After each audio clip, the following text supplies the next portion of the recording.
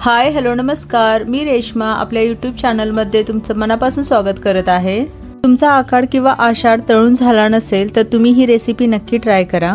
तुम्ही तुमच्या आकाडासाठी किंवा आषाढासाठी काय तळण केले ते तुम्ही मला कमेंट करून सांगा। अगदीच घरच्या सामानांपासून बनणारी रेसिपी आहे, तर आपण सुरू करूया। गॅसवरती कढाई ठेवून त्यामध्ये मी पाऊण कप उडदाची डाळ घातली आहे। जर तुम्हाला इथे उडदाची डाळ वापरायची नसेल तर तुम्ही मुगाची डाळ सुद्धा वापरू। डाळ भाजताना खमंग सुगंध येईपर्यंत भाजायची आहे। त्यानंतर त्यामध्ये 1 ते 1.5 चमचा बडीशेप, 1 ते 1.5 चमचा धने, त्याचसोबत 8 ते 10 काळी मिरी, छोटासा तुकडा लवंगेचा आणि 1 चमचा भर जिरा, हे सर्व मसाले घालून झाल्यानंतर 5 मिनिटं आणखीन भाजून घ्यायचं आहे। त्यानंतर ते थंड होण्यासाठी काढून ठेवायचं आहे। भाजलेल्या गोष्टी जोपर्यंत थंड होत आहेत तोपर्यंत इथे आपण एक कणिक बनवून घेऊया। तर इथे मी 1.5 वाटी गव्हाचं पीठ, पाऊण वाटी रवा घेतला आहे। त्यामध्ये थोडासा ओवा, चवीपुरतं मीठ, हळद आणि 1 चमचाभर कसुरी मेथी हाताने क्रश करून घालत आहे। कसुरी मेथी घालताना थोडीशी भाजून घालायची, त्यामुळे त्याची चव खूप छान येते। त्याचसोबत इथे मी 1.5 चमचे तूप घालत आहे। तुपामुळे आपली जी पुरी बनणार आहे ती खुसखुश। आता सर्व पीठ हाताने छान एकत्र करून घ्यायचं आहे। थोडं थोडं पाणी घालून पीठ घट्ट मळून घ्यायचं आहे। पीठ जास्त मऊ मळायचं नाही। पीठ मळून झाल्यानंतर 15 ते 20 मिनिटं पीठ मुरू द्यायचं आहे। जोपर्यंत पीठ इथे मुरत आहे तोपर्यंत जी डाळ भाजून घेतलेली ती मिक्सरला वाटून घेत आहे। डाळ जास्त बारीक किंवा जाडसर वाटायची नाही, मीडियम वाटून घ्यायची।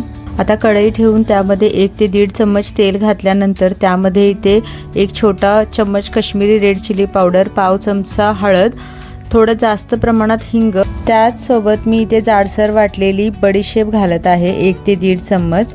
त्यानंतर जी डाळ वाटली आहे ती घालून घ्यायची आणि चांगलं परतून घ्यायचं 2 ते 3 मिनिट। चांगलं परतून झाल्यानंतर त्यामध्ये काळं मीठ आणि साधं मीठ असं चवीपुरतं घालून घ्यायचं आहे। परत थोडंसं मिक्स करून झाल्यानंतर 1 वाटीभर पाणी घालून घ्यायचं। 4 ते 5 मिनिटांमध्ये पाणी पूर्ण ड्राय होऊन जातं। त्यानंतर त्यामध्ये 1 ते 1.5 चमचा आमचूर पावडर घालून मिक्स करून घ्यायचं। खूपच चटपटीत आणि टेस्टी असं सारण तयार झालंय। आता पुरी बनवण्यासाठी छान छोटे छोटे गोळे बनवून घ्यायचे। जसं आपण पुरणपोळीमध्ये घालतो तशा ह्याच्या छोट्या वाट्या बनवून ते सारण ह्यामध्ये घालून घ्यायचं आहे। सर्व गोळे बनवून घ्यायचे आणि त्यावरती कपडा झाकून ठेवायचा। पोळपाटाला थोडंसं तेल लावून पुऱ्या हलक्या हाताने लाटून घ्यायच्या आहेत, जास्त जोरात दाबून लाटायच्या नाहीत। पुरी जास्त जाड किंवा जास्त पातळ करायची नाही, नाहीतर मग ती फाटण्याची शक्यता जास्त आहे।